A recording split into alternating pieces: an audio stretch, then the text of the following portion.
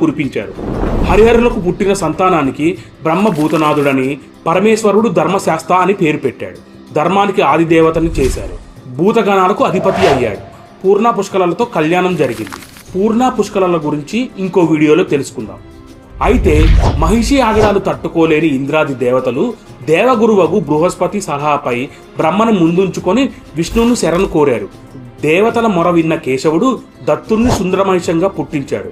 పూర్వజన్మలో లీల ఇచ్చిన శాపం వలన దత్తుడు సుందరమహిషంగాను, దత్తుని శాపం వలన లీల మహిషిగాను పుట్టడం వలన వారిరువురు శాపాలు ఫలించాయి.